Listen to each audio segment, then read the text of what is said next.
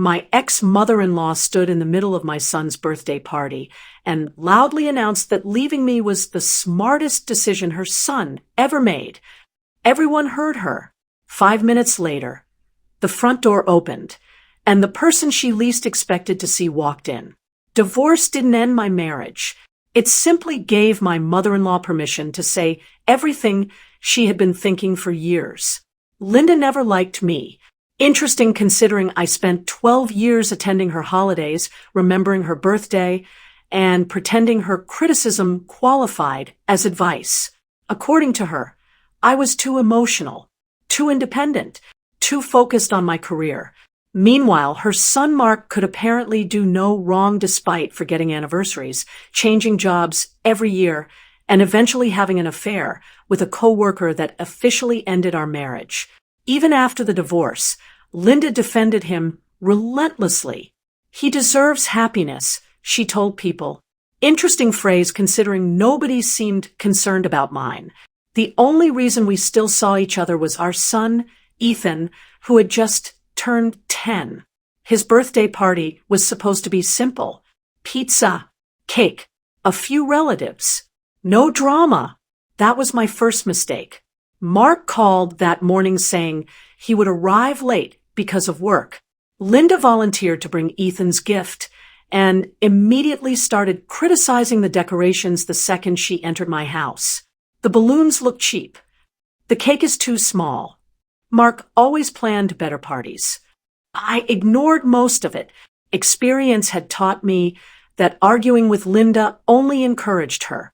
Then several guests arrived, including Ethan's friends and a few neighbors. Everything was finally settling down until someone asked where Mark was. Linda laughed loudly enough for the entire room to hear.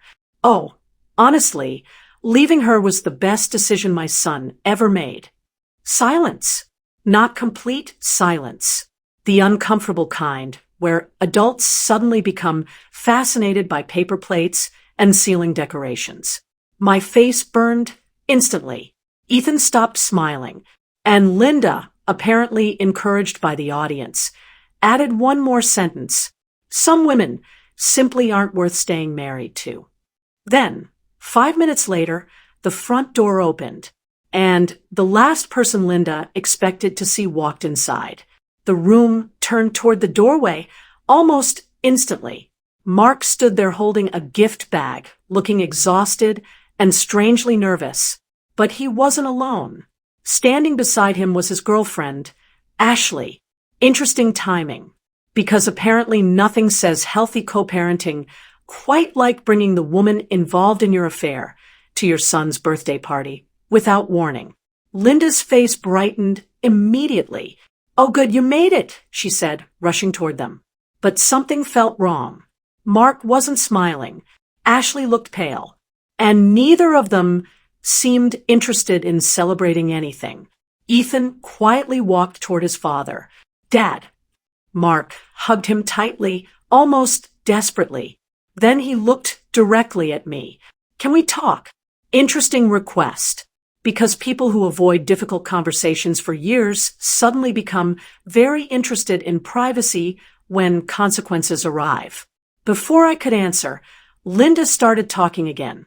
"Your son was just telling everyone how much happier you are now." Mark looked confused. "What?"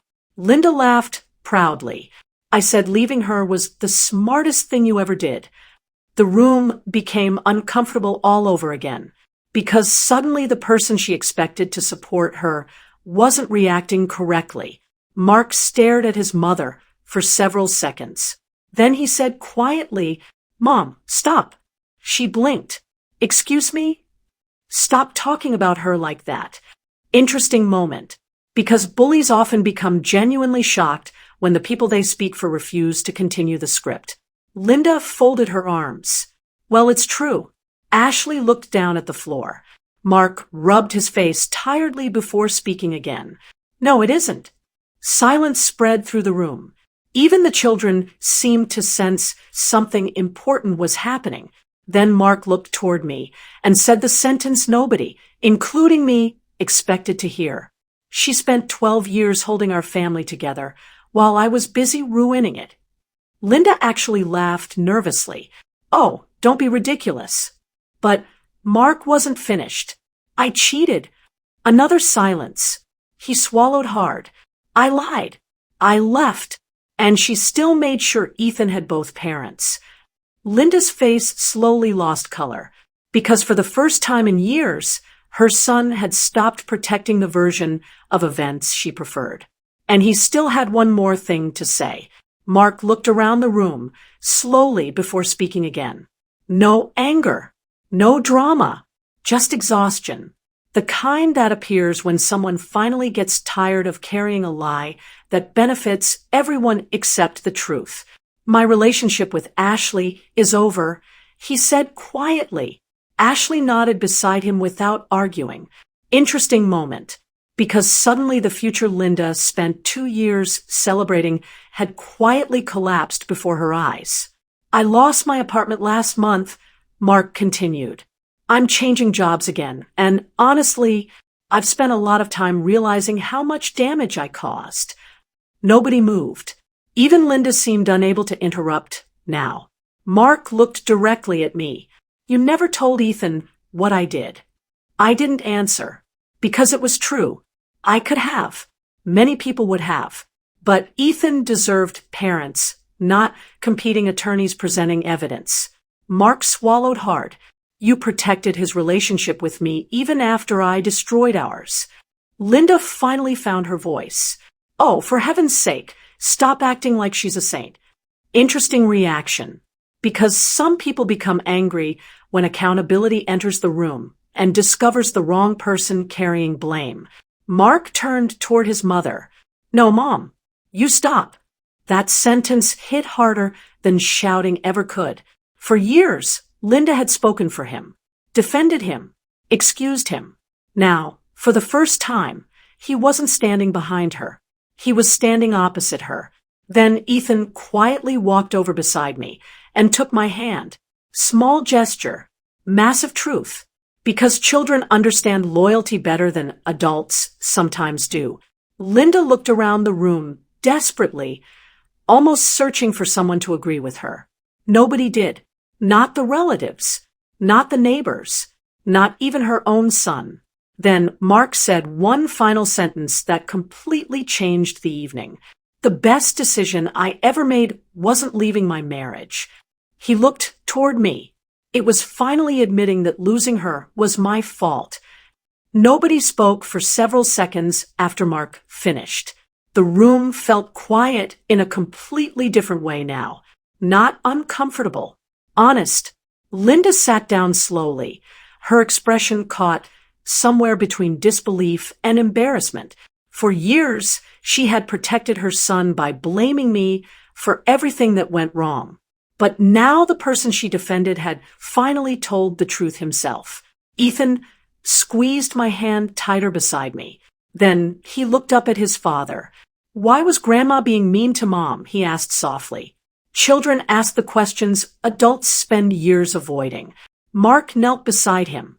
She shouldn't have been, he said quietly. No excuses. No blame. Just responsibility.